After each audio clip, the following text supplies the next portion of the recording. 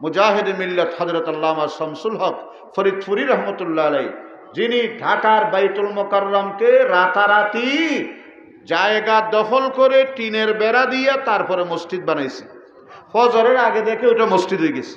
সুবহানাল্লাহ বলেন। এই ঢাকাকে মসজিদের শহর বলা হয়, এটা মুজাহিদ মিল্লাত শামসুল হক ফরিদপুরি রহমতুল্লাহর অবদান। তার চোখের পানি। তিনি ছিলেন হাকিমুল উম্মত মুজাদ্দিদ মিল্লাহ শাহ আশরাফ আলী থানভী রহমতুল্লাহের আজল্লা খলিফা।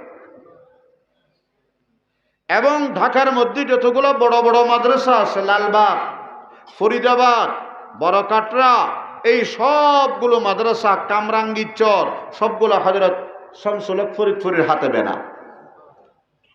আল্লাহু আকবার, আল্লাহ। উনি বলেন, আচ্ছা ঠিক আছে, উনি বলেন যে বাবা, তুমি ইলিশ মাছকে যদি পদ্মার জাল থেকে নিয়ে চাবাই চাবাই কামড়াইয়া কামড়াইয়া খাও, তাহলে ইলিশের স্বাদ বুঝতে পারবে না। এটারে আইসা বিবির হাতে দিয়া কাইটা সুম পরিষ্কার করে এটাকে তেল পেঁয়াজ রসুন যা যা দেওয়া লাগে দিয়া তারপরে তেলের মধ্যে ভাজতে হবে, তখন এটার আসল স্বাদ বের হবে। ঠিক কিনা বলেন? আমরা অনেকে পড়েছি মাদ্রাসা লাইনে, স্কুল কলেজের লাইনে, বিশ্ববিদ্যালয়ের লাইনে, কিন্তু আমরা ভাজা পোড়া হই নাই।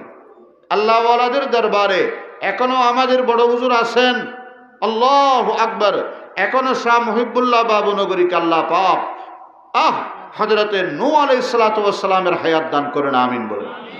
শেখুল ইসলামের মতো আল্লাহ পাক দীর্ঘ হায়াত দিয়া জাতিকে সরবরাহি করার, ছায়া দিয়ে থাকার তৌফিক দান করেন, আমিন বলেন। নানপুরি হযরত আছেন, আল্লাহু আকবার। কাজিরাট মাদ্রাসায় বড় বড় আল্লাহর ওলিরা আছেন, এই মাদ্রাসার মুহতারাম সাহুজুর আছেন, যার কাছে যাকে ভালো লাগে ফকিহুল আসর শেখুল হাদিস আল্লামা মুফতি মাহমুদ সাহুজুর দামাত বারকাতুহুম। আল্লাহু আকবার, আল্লাহু আকবার। সাহাবা তাবিনের নমুনার একজন শখসিয়ত আল্লাহ এই জমিনে দান করেছেন, আলহামদুলিল্লাহ বলেন। সাহাবা তাবিনের নমুনার মানুষ।